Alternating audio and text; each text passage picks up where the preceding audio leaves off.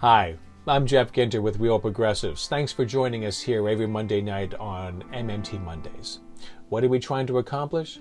We're trying to get the experts and everything they have to say out there for the general population. These are not new interviews. Some of them are a little bit older, some of them are newer, but all of them are incredibly important for the general population to start understanding modern monetary theory, how the economy actually works. So for those of you who are new to MMT, these can be wonderful, groundbreaking aha moments. Some of them may be a little bit deeper than you would like to go, but hopefully they're having you ask important questions. So tonight we are going to present for you Fidel Kaboub, and he's going to be talking about the Green New Deal. What is it? And the absolute importance of the integration of the federal jobs guarantee to the success of the Green New Deal and the success of the stabilization of our economy. By the end of this video, hopefully a lot of your questions will be answered, but if not, ask them. That's what this is all about, so that when the time comes and you're confronted with a politician who is saying we can't afford the Green New Deal, it's too expensive, a federal job guarantee is socialism, sorry, I understand what these things are, and you either don't understand, and I'm going to educate you, or you do understand, and you would rather I don't. If you don't understand how the economy works, get out of the way and let someone who does take over. And if you do understand how the economy works and you don't want us to have these programs, then let's have that conversation. But I promise you, by the end of it, you're going to lose. Because for 40 years, the only argument against these programs has been the federal government can't afford it. And it always could, and it still can, because it's about resource allocation, not about the availability of money. It's not about taxpayer money. It's about resource allocation. Do we have the stuff? Thanks for joining us. Please enjoy Fidel Kaboub. Thank you all for being here. This is an honor to join you all for this discussion. Thank you. Today I want to talk about the Green New Deal. The Green New Deal is not a bill, it's not a law, it's not in place, it's just a resolution, which is an invitation for all of us to think deeply about the main challenges that face us in this country and face the world, to be honest. But we'll talk about things from a U.S. perspective today. So here we go. Here's my main message. Here's what we have. We have a climate emergency, millions of people who want to work but can't find jobs across the world, and across this country, including in this community. There's lots of hidden unemployment despite the numbers you've seen this morning. There's green tech innovations, technology that is getting more efficient, cheaper every day. So the resources are there, the technology is there, the people who want to work are there, and it's just a question of matching these resources to make it happen. And the big question is always, where does the money come from? Can we afford it, right? And what I want to argue is what we can't afford is the existing system, and that the money's there. And I'd like to introduce you to a framework today. Some of you have heard me say this before, but a framework that demonstrates that the federal government, not the local state and municipalities, not the local budget, the federal government can afford it. We have the resources, we've done it before, and this is how we always spend without bankrupting the country, without causing inflation, without turning the country into a Venezuela, like what most people say in the media these days. So here we go. Climate emergency. This should move in 1 second. Yep. So this is what the Industrial Revolution and post-Industrial Revolution has done to the planet. We're spiraling out of control. Most climate scientists will tell us that 2 degrees Celsius is the limit beyond which it's going to be really a point of no return. And we're spiraling out of control in the last couple of decades, and there's nothing substantial to turn this around and bring this under control. So we need a massive intervention, urgent intervention. This is where we are as of 2017. This is, going back thousands of years, this is clearly us, the Industrial Revolution, that did this. This is CO2 concentration in the atmosphere. It's spiraling out of control since the Industrial Revolution. So this is not your usual cycles of the planet. CO2 concentration in the atmosphere, most scientists have been warning us that 350 ppm, parts per million, should be the limit, and beyond which things will spiral out of control. This is as of a year ago. We're above the 400 limit already. There's an organization called 350.org. The 350 is about the 350 parts per million. So this should have been done, in the 70s when we read Silent Spring. That's when the emergency, alarm bells should have been going off, and intervention should have been massive. But we've waited for too long. The IPCC report recently told us that we have 12 years. The clock is ticking. 12 years to bring about massive action, not 12 years to think and debate. So that's where we are in terms of emergency. And this is a global issue. This is a picture of the Middle East during the summer time. Most scientists now are certain that within our lifetime, within the next 4 or 5 decades, this region of the world will be uninhabitable during the summer months, which means climate refugees. Climate refugees, not in 50 years, climate refugees are moving as we speak and have been moving quietly as we speak. It's just frequently they're identified as refugees from war zones. Most people don't realize that the Syrian refugee crisis didn't actually start with the Arab Spring or with the conflict and military confrontation and terrorism and all of that.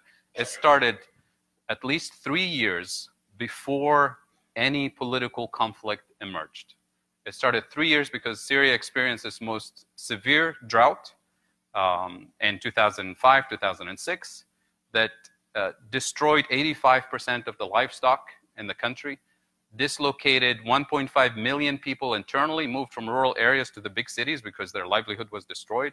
Syria was a self-sufficient country in food production, and it became a net importer of food in 2008 during the financial crisis when food prices were skyrocketing across the world. So the worst time to start importing food is when food prices globally are increasing. And food prices globally were increasing because of droughts and fires in Australia and Russia and other parts of the world. Major wheat producers also lost production.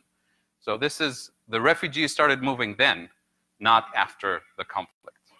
So I'm not saying that climate change is what causes wars, but it's one of those factors that exacerbate the problems. So this is serious. This is already happening. It's in motion. How do people feel about this in the US? The good news is that most Americans think that protecting the environment will create jobs. We can create jobs to address poverty, unemployment, and socioeconomic exclusion while at the same time addressing climate change. So this is not one or the other. The good news is that we can do both at the same time, and one feeds into the other. And this is increasingly the case in terms of public opinion in the US. This is from Data for Progress. This is as of, I forget the year, not more than 2016 survey. Jobs policies are the most popular program in American public opinion. This is a survey asking Democrats and Republicans about what are the most popular jobs programs. A job guarantee, which is one of the core components of the Green New Deal, is the most popular policy for Democrats and for Republicans, hands down. So this is not controversial in the sense that the mainstream media makes us think sometimes. This is same source, Data for Progress, support for a job guarantee. It's across the country. It's not one particular coast or one particular region of the country that says job guarantee is a good idea, fighting climate change is a good idea. This is mainstream as far as the public is concerned. And I'll show you some specific data for Ohio. and this is, again, as of 2017, I think, if I remember correctly. This is from Data for Progress. So, polling in Ohio, would you support or oppose, given every American who vote for candidates who want a 100% transition to renewable energy? Same thing, 49% of people say they're more likely to vote for those candidates who want 100% green electricity. 18% say no, and 33% are not sure. And again, it's because people are not sure where the money is going to come from, how is this going to affect me, my community. Even if it's not taxing the individual, they say, if you're going to tax companies, I work for those companies. So you're going to raise their cost of doing business, they're going to go out of business, then I'm out of a job. So there's always the concern about where does the money come from. It's not necessarily directly taxing the working class. It's taxing somebody else who's going to take it out on me, so to speak. So green job candidates, same thing. This is also Ohio data, and it's very consistent with national data for all kinds of other states. So if you're interested in this, Data for Progress has all of these surveys about green jobs and Green New Deal and job guarantee. So what is the Green New Deal? Number one, it's very important to recognize that this is federally funded, just like the original New Deal. It was not funded by local states and municipalities. This is the federal government. This is Congress using the power of the purse to make this happen. And we've done it before, by the way. The Green New Deal is based, philosophically on the original New Deal, which happened in the midst of the Great Depression, the most miserable time in American history, where the country was broke, people were broke, millions of people were not working, people were starving, and somehow we figured out a way to make it happen, to build massive resources, infrastructure, not just construction, but education and after-school programs and literacy programs and theater and music and all kinds of aspects of the economy and culture were involved in the original New Deal. And we're borrowing some of these concepts for the Green New Deal. It's locally implemented, so it's decentralized. So local organizations, local community groups will decide these are the priorities that we want to achieve in this community. We'll apply for a grant from the federal government to fund those programs. So the funding comes from the national authority. The selection of the projects, the implementation, the hiring, the management, the auditing, everything is done locally. And this is what democracy was supposed to be. It's participatory democracy, so that you empower people at the local level to take things into their own hands. And to be honest, somebody at the federal government will not know what is actually needed in a particular community. They'll decide everybody needs highways. Well, but maybe a highway is not the priority of this particular community. Maybe there's other priorities. And this is where it's extremely important to do this in a participatory way, with the management and the selection of the projects to be done at the local level. The original New Deal was implemented in every district in the country. So nobody was left behind, so to speak, at least in terms of geography. But it was not inclusive. The original New Deal was excluded African Americans, and it was part of the divide that existed during that time was also enforced with the New Deal. So the Green New Deal will have to be inclusive and fully participatory to lift up all communities. It has to be urban and rural. This is not just big projects for the big cities. It has to be inclusive, as I said, in terms of not repeating the mistakes of the original New Deal. It has to be just, as in just transition. So yes, we want to decarbonize the economy, which means we want to leave coal on the ground and move away from fossil fuels. But this is not to say to destroy the livelihood of people who work in fossil fuel industry. So a just transition, meaning a job guarantee with decent wages and benefits for people to transition from the industries that we want to eliminate to the new industries that we want to create and thrive for the future.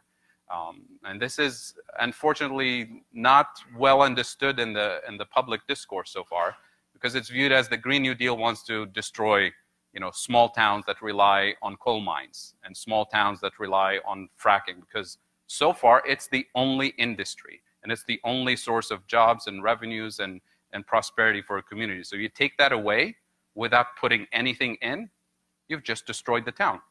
So of course people are going to oppose it. That's their livelihood. But you have to bring in a guaranteed alternative that gives decent wages and benefits and redevelop the local economy, not in a haphazard way, but in a well-designed way that fits into the new vision that we have for the country. And that's why it's a New Deal. It's not just a haphazard transition, right?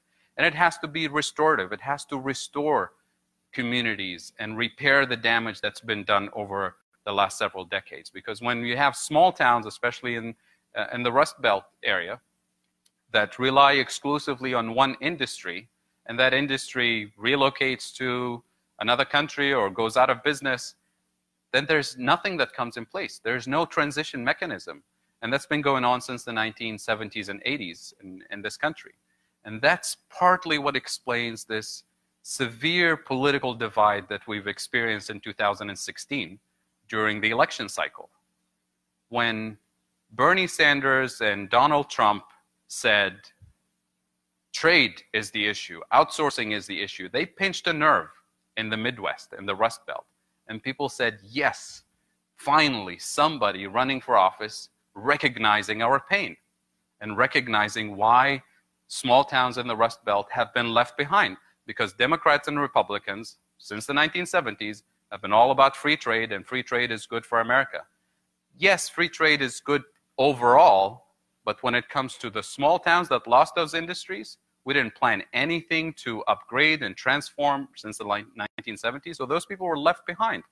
And when Bernie Sanders said, I feel your pain, when Donald Trump said, I feel your pain, it set the whole thing in motion.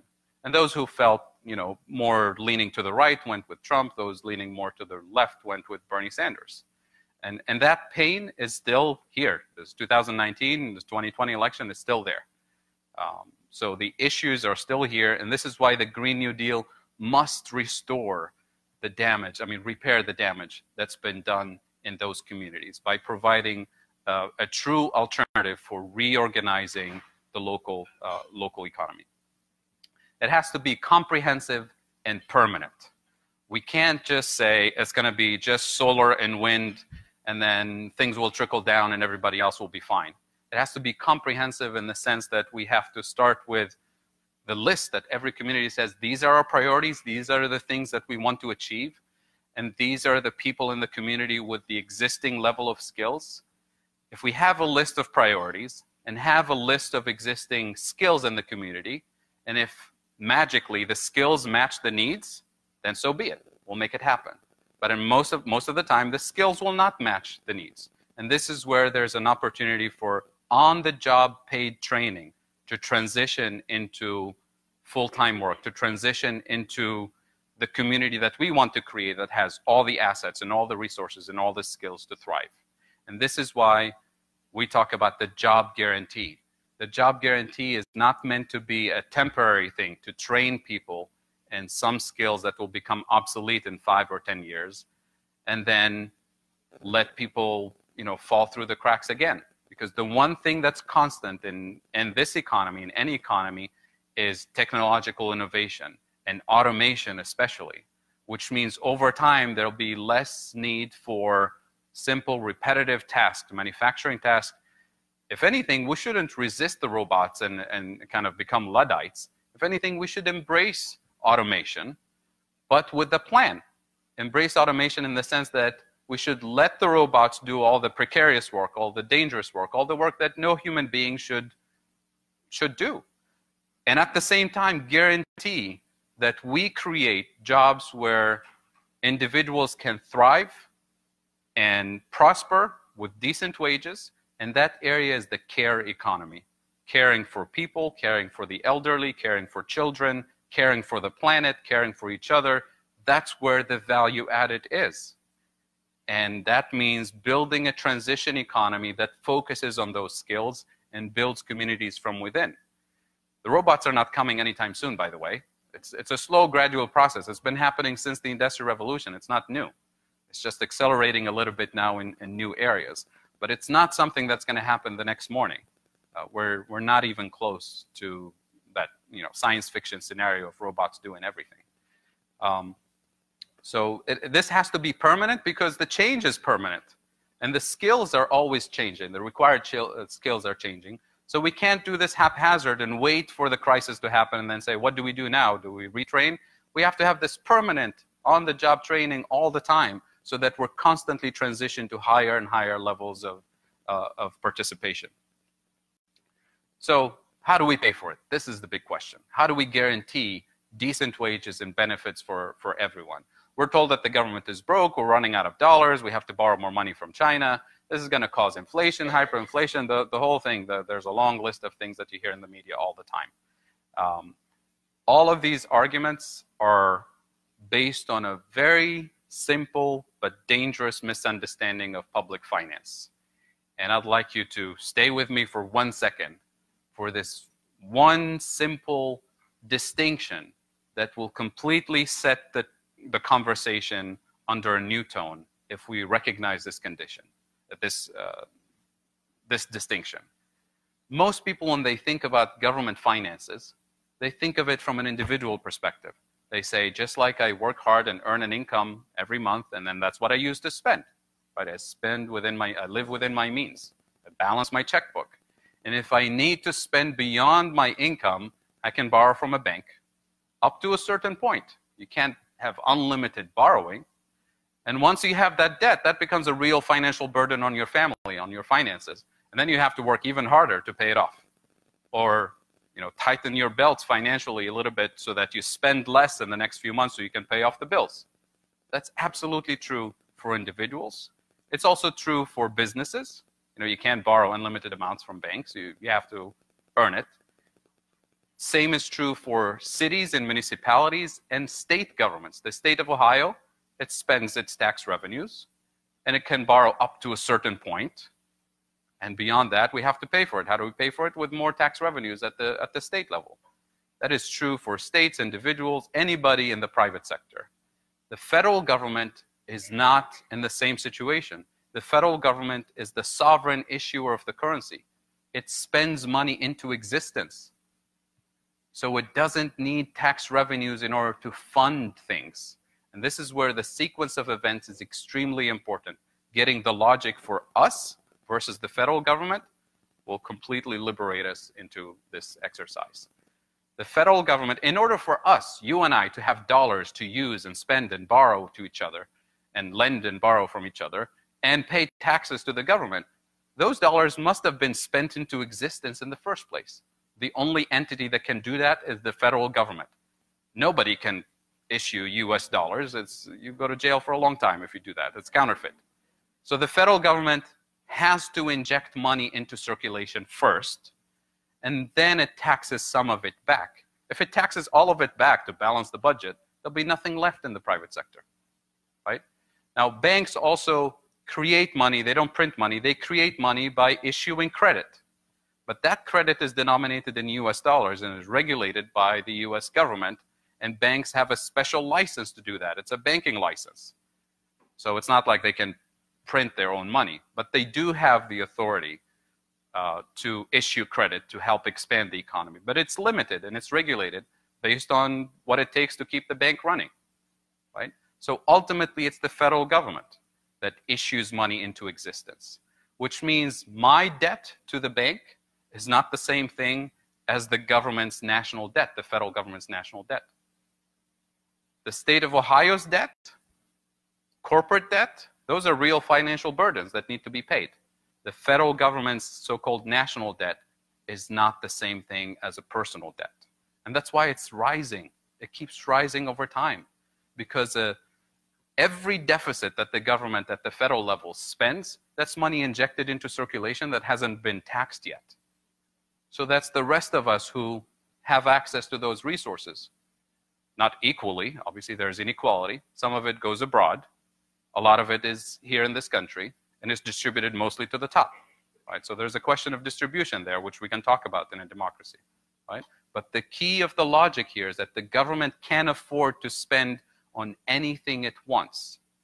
The federal government, anything that is for sale in US dollars domestically, the government can do it, and we have mechanisms to make sure that there's no inflation, that the country doesn't go bankrupt. And I can talk about those mechanisms. How about inflation? What if the government just starts spending unlimited amounts of money? to hire people and build resources and start wars and whatever it is that the priorities are. And Medicare for all, does that mean that I'm saying that unlimited spending is okay? I definitely did not say that, and I'll never say that. The spending is not going to be inflationary as long as we have the physical resources, the unemployed labor, the know-how, the technologies to make those things happen. So if the government decides today, we believe that having access to dental care is a human right, and the federal government says, we're going to pay for it. Anybody, pick up the phone, call your dentist, schedule an appointment, the government pays for it, because that today became the national priority. So I pick up the phone, call the dentist, say, I'd like to schedule an appointment. They say, oh, we're happy to take you. The government is paying for it. The next opening is in 7 years. But we do have a premium golden membership. If you pay $10,000 a month, we can get you in next Wednesday. So that feeds into inequality, that feeds into inflation, because we have shortage of actual resources of productive capacity of dentists and raw materials and dental hygienists. But the good news is that those resources are producible. We can train more. We can invest more in those resources. But we can't say the government can just afford everything without thinking about the real productive resources. So as long as we have unused resources in certain areas of the economy, including labor, and including raw materials and technology and know-how, then the spending will not be inflationary. You pick up the phone, you schedule, they say, yeah, we have an appointment next Wednesday. Right? We have plenty of productive capacity to meet the demand of the nation. So this is where the spending needs to go. It needs to go in areas that have excess productive capacity that we can use. And it needs to go in areas where currently there's inflationary pressure as we speak before the Green New Deal. And we want to target those areas and increase productive capacity and increase efficiency. So you're employing people to address the root causes of the problem. So the spending in and of itself is not inflationary. It's not automatically inflationary, only in relation to the productive capacity of the nation. And that's why you find countries around the world that experience hyperinflation, they tend to be countries with very weak productive capacity or go through a major period of destruction of productive capacity, like Zimbabwe, for example. So there are cases where you can explain why hyperinflation happened, but it's not always more government spending, more deficits, more national debt automatically leads to hyperinflation. I'll give you one example to seal this deal, and then we'll move to the next slide. Japan. Japan has the largest national debt in the world, in the developed world, 250% of GDP. When it was 80%, 90%, people said Japan is going to go broke, the whole system is going to collapse, and then it went above 100, and then 150, and then 200, and now it's 250. Japan doesn't even have inflation. Japan has been living in a deflationary period for 3 decades. Why? Because it has massive productive capacity, and it's an export-oriented country, and all the deficit and the national debt is denominated in its own national currency. Japan doesn't have any external debt. Every single Japanese bond that they issue, that's the debt, right, is denominated in Japanese yen, which means they promise to pay back in Japanese yen, which they can issue into existence. The same thing for the US. The entire national debt is denominated in US dollars, which the federal government issues into existence. So there's no risk of default. There's no risk of bankruptcy. It's like saying, I can issue my own currency and everybody uses it in this town. I can't run out of my own money. It's just not a possibility. The possibility is if we run out of real physical resources to build things, then we're in trouble. Then we have a real shortage. But it's not the money, it's the real resources. So if we have this vision now, we can take millions of people who want to work, and we can take the climate challenge, the inequality challenge, and start building resources and start fixing this. And the federal government can afford it. Not the state, not the local municipality, not your individual, middle class, working class taxes. Right? This is very important. I think I probably covered a few slides just by doing this. How did we finance World War II? World War II came right after the Great Depression, the most miserable time in US history, right? There's no money to be borrowed. There's no money to be taxed to start this massive war effort in 1942. Where did the money come from? War bonds. Somebody said war bonds. War bonds were not sold before the war. They were sold during the war. So let's follow the logic here. The war starts, and massive amount of production takes place. People are hired. They pay decent wages. We're working double and triple shifts. We bring women into the labor force, older people in the labor force, just to keep up with the war production effort. So lots of money is paid with the power of the purse from Congress, money spent into existence, not taxed before the war. There was no meeting in Congress that says, where's the money going to come from? Who are we going to tax? Are we going to borrow from China? Can we afford this? There was no question. This is a national security priority, a global security priority. We're going to do it, and we're going to win this. So the money was spent into existence. Step two, all those workers now have cash. They're going to go out and buy a new car, a new house, buy whatever they want. It's a free country, right? That's where the war bonds came in. They were called freedom bonds. They were promoted as, leveraging the patriotic mood of the nation, saying, postpone your consumption. Don't buy a new car. Don't buy a new house. Wait until after the war. Buy these government bonds, pieces of paper that we call freedom bonds or war bonds. Buy them, which means the government takes your cash. You postpone your consumption for 10 years, 20 years, 30 years. And now that cash is out of circulation. So there's no money out there to bid up prices for cars and homes and consumer goods.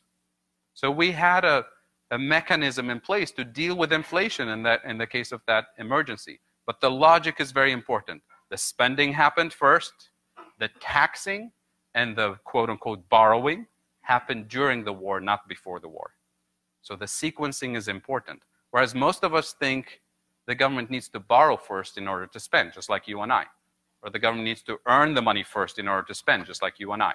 Not the federal government, not the issue of the currency.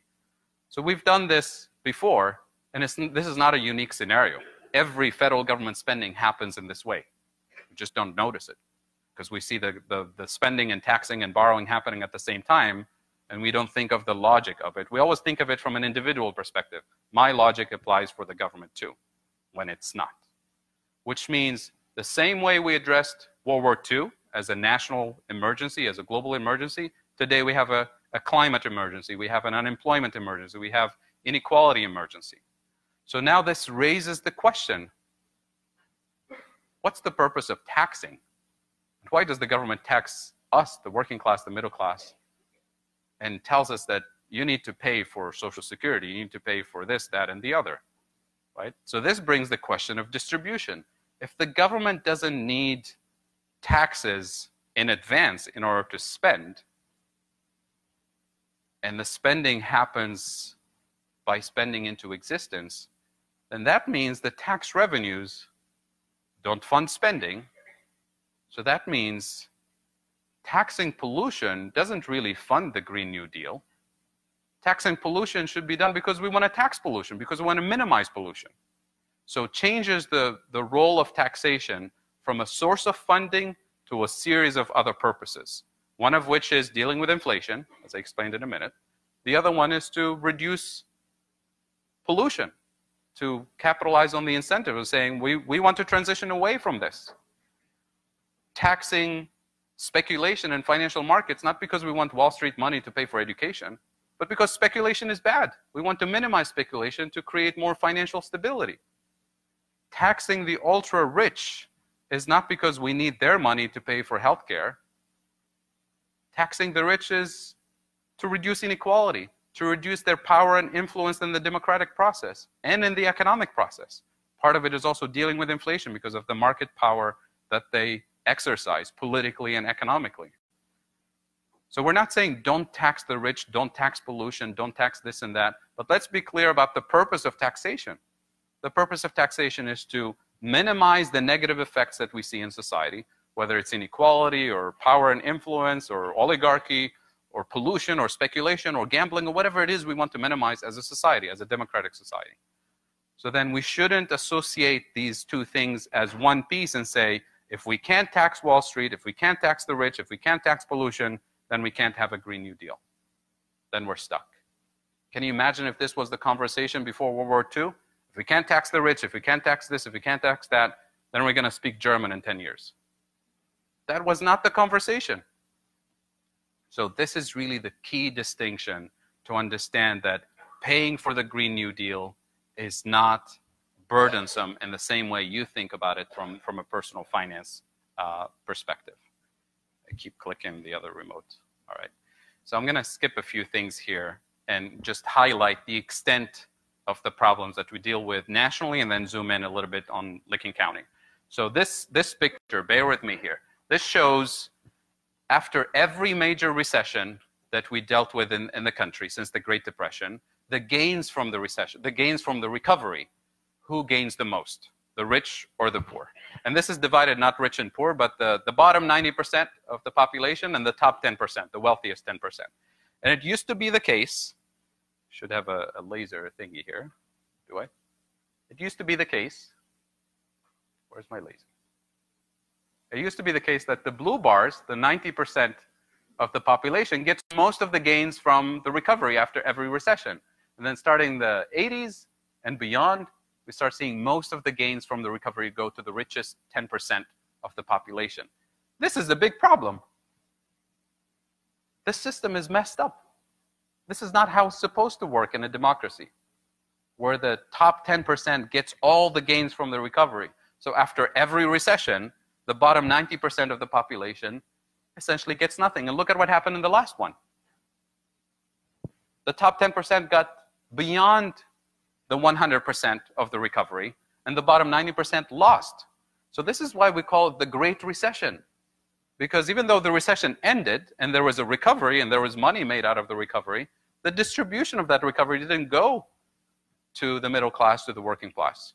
And the quality of jobs that were created were of lower quality, more precarious, more part-time work. So this is why people feel like the recession lasted for 10 years, when it technically lasted for a very short amount of time.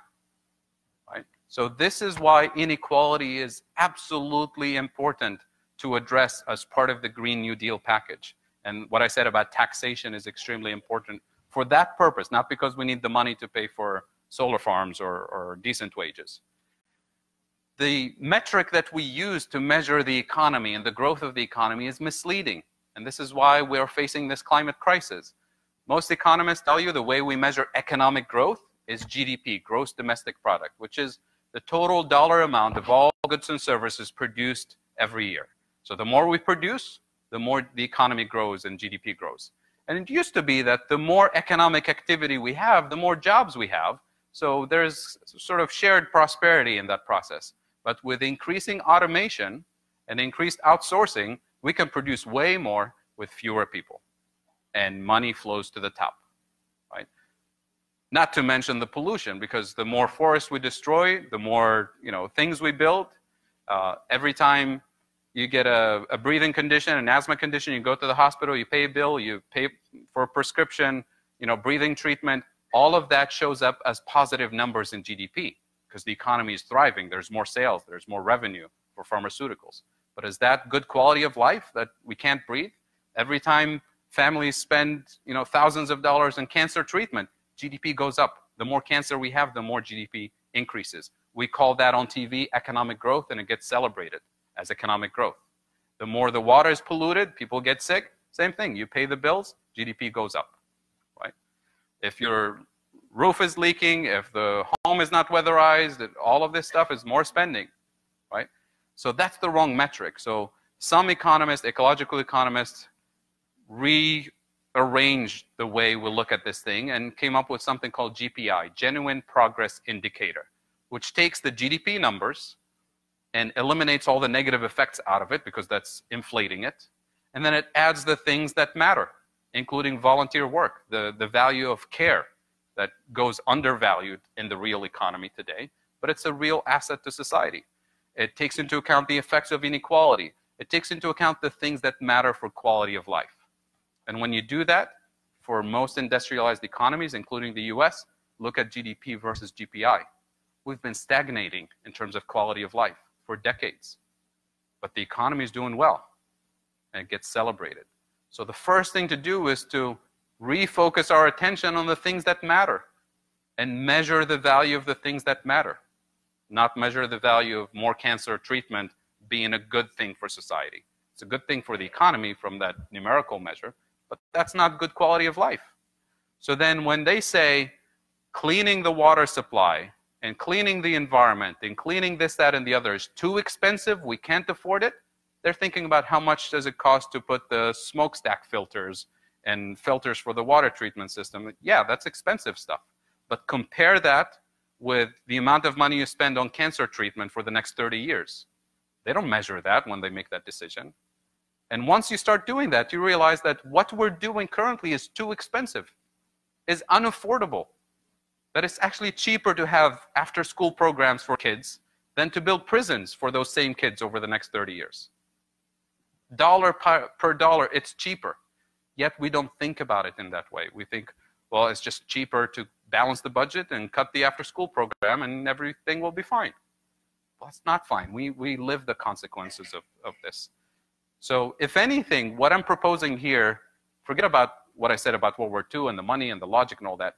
It's cheaper either way, even if you have to pay for it with taxes or whatever, right? So rampant inequality is, you know, you've seen these numbers probably in the media. 2015, 80 people owned as much as half of humanity.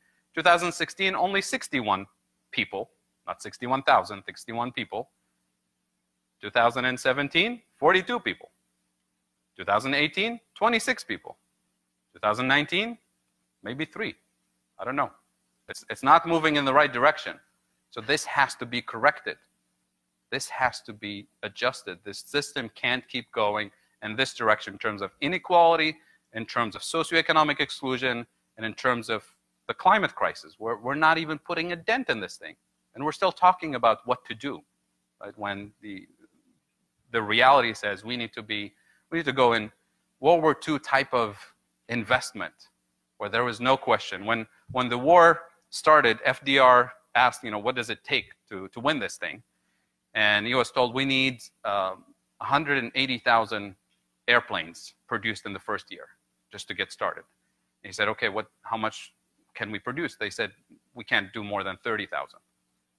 Guess how much was produced the first year? 300,000. Right? Resources are producible. If you set the priorities straight and put the resources on the table and make it happen, it will happen. How did JFK put a man on the moon? Everybody said, there's no way. It can't be done in 10 years.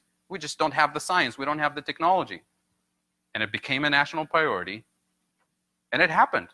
And all this technology you see around you here, this came out of the space program. Right?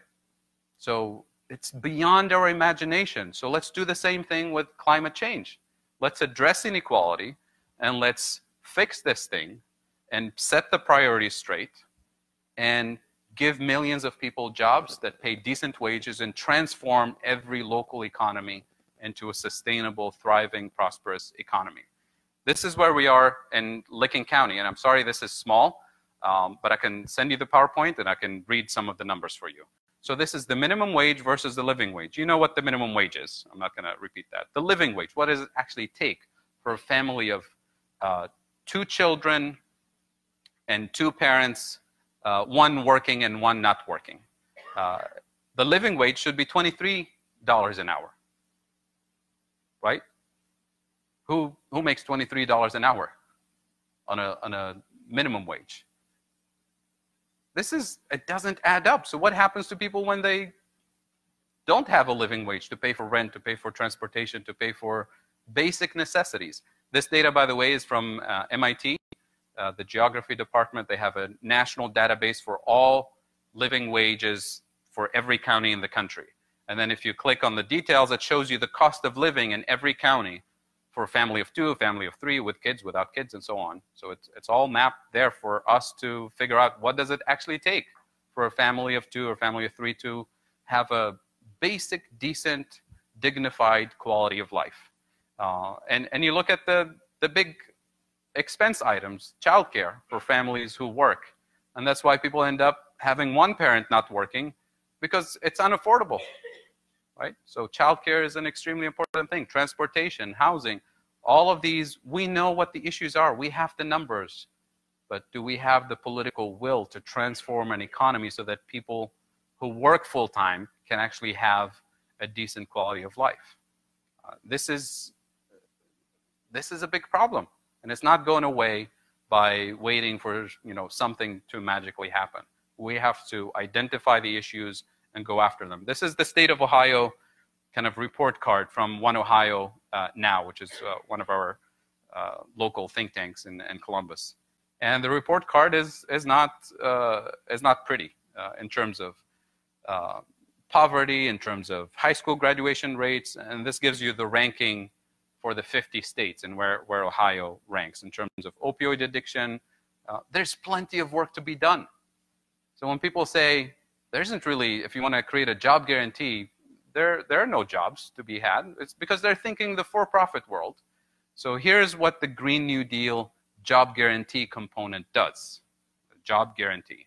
It guarantees that anybody who's ready, willing, and able to work will find useful, productive work in their own community. So the philosophy here is you take people as they are, with whatever skills they have, where they are, so you don't tell them you have to move to San Francisco to find the jobs, and you do on-the-job training. Once we recognize the monetary sovereignty of the federal government, step number one, the federal government can do a lot of major infrastructure across the country. That's step number one. Step number two, state budgets and city budgets can be restored with grants from the federal government to serve the communities because only the federal government can afford those. But then you get to the micro details of small towns and small communities. And this is where a lot of the nonprofit organizations that have been doing all the social work over the last 3 decades, they're the ones who know what the needs are. They're the ones who are trying to meet those needs with whatever limited resources they have. They tend to be understaffed and underfunded. They're the ones who will be applying for the job guarantee grants from the federal government. And they say, we know what the needs are. This is the priority list. We know the people of the community, and this is the skills they have. And we're going to get the funding to do on-the-job paid training with benefits, including childcare benefits and healthcare benefits and all the things that matter for quality of life. And benefits, we have to completely rethink what benefits mean. Most people think a good salary, a good wage, and a good healthcare plan, that should be good, right? So we give you the job, and now you're set to go. But what if you've been struggling with addiction for the last 10 years? Giving me the job and the healthcare benefits is great, but it's not sufficient. You need the whole reparation of the social fabric of the community, the individuals, the family, the community, so that you actually allow people to thrive with that new job. So we have to rethink what repairing communities mean. It's not just a job with a decent wage. And these jobs are meant to be transition jobs, so people learn on-the-job skills and can transition into the private sector, they can transition into their own business, or if the job is meaningful enough and is important enough for the community, then that becomes a mainline job in the community. It's not a temporary thing. So this is really the kind of the 30,000-foot view of the job guarantee framework. Can we afford it? Or what do you think now? If I asked you this 30 minutes ago, yes, we can, right? Said somebody. Can we afford this? Can we afford the inequality? Can we afford the cancer treatment? So what I did about 10 years ago, I said, well, let's put some numbers on this and see how expensive this thing is going to be. So I said, let's say we pay skilled workers $21 an hour with benefits, semi-skilled workers $18 an hour, unskilled workers $15 an hour. Let's see, I want it to be as generous as possible just to see if this is really going to bankrupt the country. And you run the numbers and you say, assuming 23 million full-time workers, this is during the financial crisis, 23 million people, this was officially unemployed and all the hidden unemployment, people who were excluded from the statistics. 40 hours a week, benefits package, material cost to run the program. The net cost of this program is less than 4% of GDP. This is totally affordable from a standard, financial cost. And this is to eliminate unemployment and inequality altogether, or put a major dent, at least in this area, compared to what we did, trillions of dollars since 2008, and inequality is getting worse. Unemployment barely budged. It took 10 years for official unemployment to decline, but lots of hidden unemployment, lots of precarious work, and people working in the gig economy, trying to make, Uberizing the economy to make things happen. So the solutions are there. They're straightforward. You may not like them politically. That's fine. We can disagree on politics. But don't tell me the economics doesn't add up, right? So concluding remarks, and I'm happy to take questions. We have 12 years to go. The climate, inequality, poverty, and justice crisis call for urgent and bold action, not small, not experimental, not let's see how it goes, not let's rely on these incentives, maybe it will, fix itself. The current climate and jobs policies are too weak, too slow, too expensive, and ineffective. I mean, if they work, we'll say that's fine, they at least did the job, but they don't even work. So economic justice and climate justice via a living wage Green New Deal are possible, desirable, and affordable. Thank you.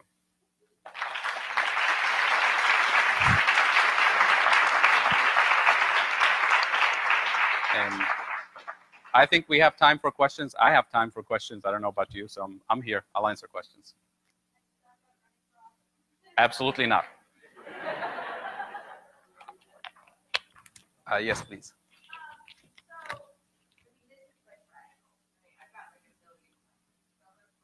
Start. Right.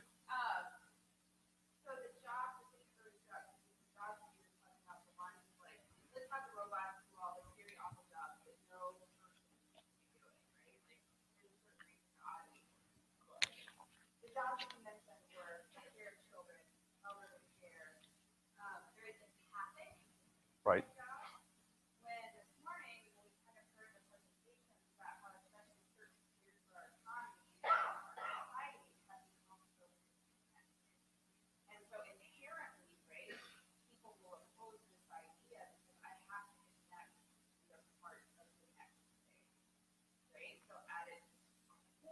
Right.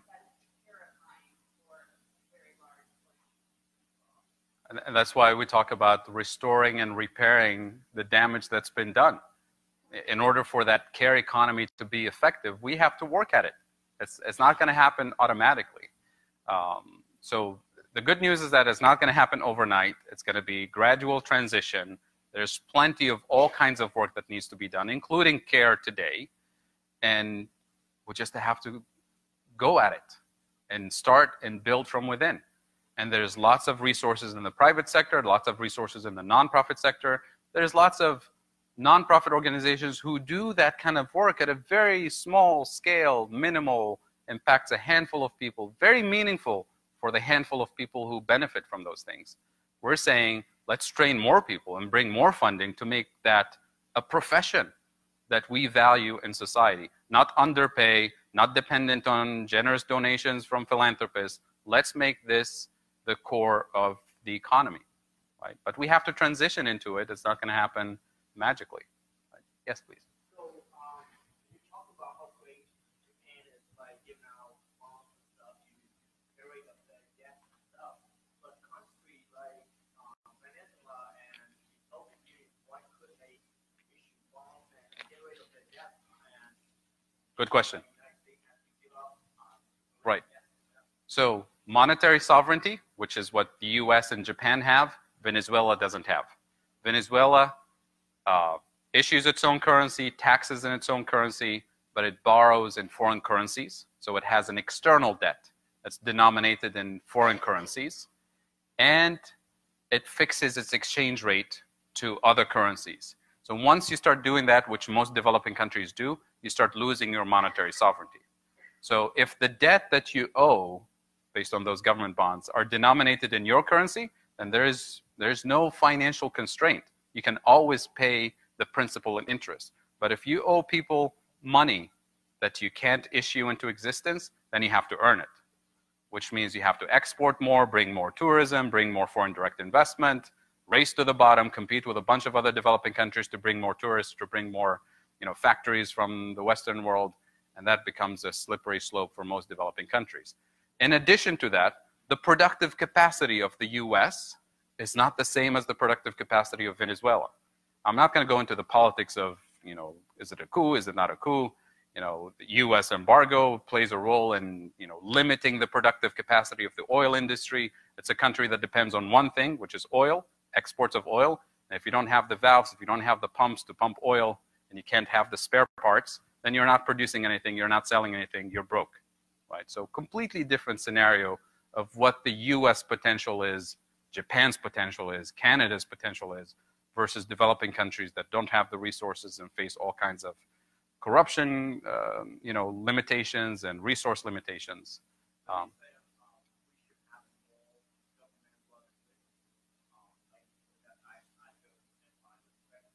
I'm sorry, I didn't hear the first part. We should have more.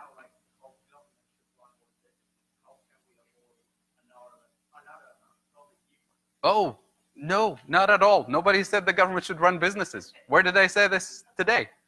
The government is going to complement what the private sector is not doing. So the system we have today, we have the private sector doing its own thing, looking for profits and hiring people based on rates of return. They're not going to hire people as a charity just to make people employed, right? So we're not going to change that.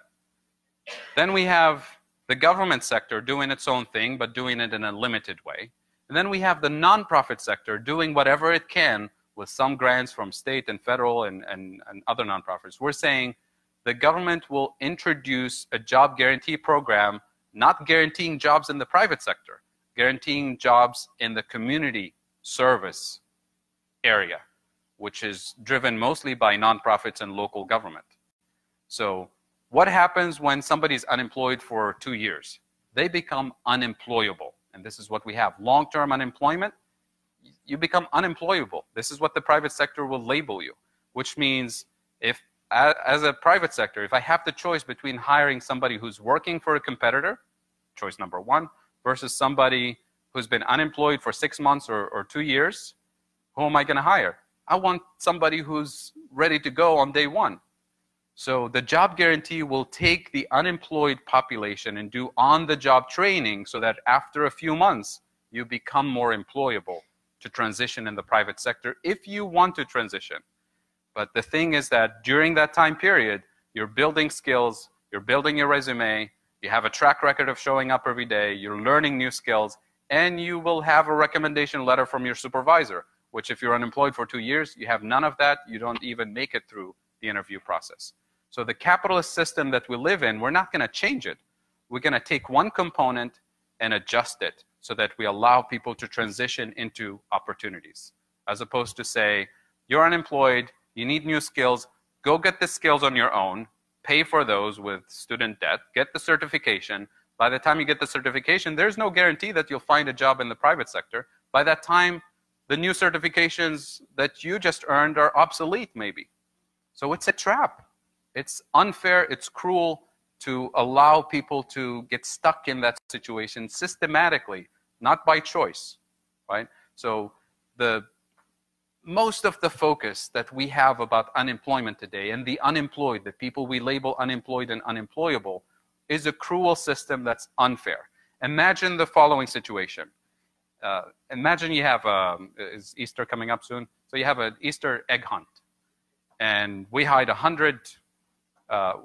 95 eggs in the park, and we set out the kids. We have 100 kids and say, go find eggs. 100 kids, 95 eggs. 5 kids are going to come back at the end of the day and they'll be crying. They'll say, I didn't find anything. Well, we set them up to fail.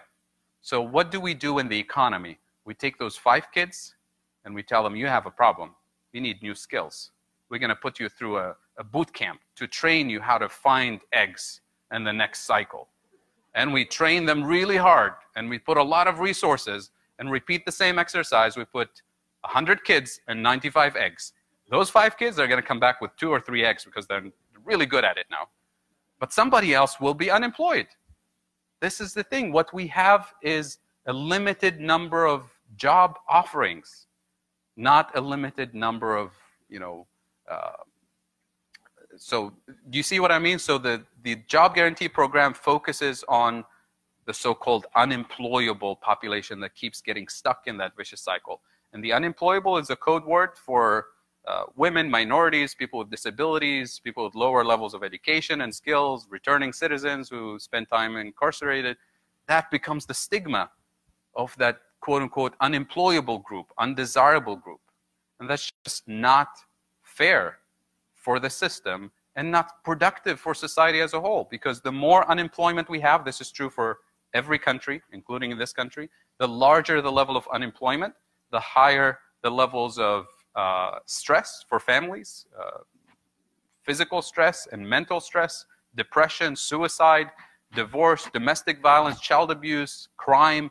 All of these things already cost us so much money as a society, as individuals, as communities, and so much pain as a society. And it's unnecessary, but it's part of how the system is currently designed. So we want the job guarantee to address the root causes and allow people to transition into productive employment with decent wages and benefits. Not keep putting the blame on individuals and say, you made a mistake when you were 16, too bad, you're going to spend the rest of your life like this. Or you made a mistake by leaving the labor force because you had to take care of an elderly parent, and now 5 years later you're coming back with no experience, no resume, too bad, you can't, we're going to punish you for the rest of your life. Or you're going to be stuck in a low-paying job for the rest of your life. Even people with college degrees and experience and all that, you leave the market for 5 years, you can't come back, right? That's the current system. Unless you have some level of privilege and access, but it's not automatic. It's not a right for every human being to participate. So happy to talk more about Venezuela versus the US. There's a whole other subject. Other questions, or I don't know, I'm not watching the time. I'm here until midnight, so if anybody wants to stay. Oh, we're done. Okay, but I'm here until midnight, so if you want to, thank you. So what did you think?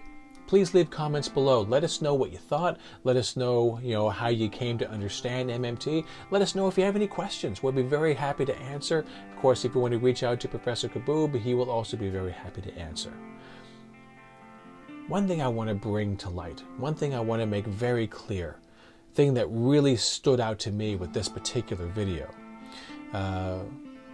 was that we need to stop celebrating GDP, gross domestic product, the accumulation of all sales of goods and services in the United States. We always celebrate the growth of GDP. We call that the growth of the economy. But what we really should be focusing on is GPI, Genuine Prosperity Indicator. As Dr. Kaboub pointed out, GDP goes up, but the Genuine Prosperity Indicator flatlines. The difference between how much we're spending versus how much our lives are improving.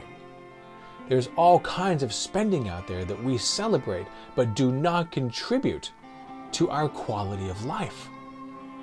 We need to start having the conversation about these fundamental differences. The money that we are spending, the money that you spend, I spend, and the federal government spends. Where is that money going to? Who is benefiting from that spending? And is it improving the quality of our lives? There can't possibly be a more important conversation when it comes to the quality of federal spending. So I hope this video kickstarted some things in your brain. I hope it starts kickstarting conversations amongst you and your family and your friends. Have conversations at work. Have these conversations. We have to start somewhere, and we have to start now. We'll be back next week.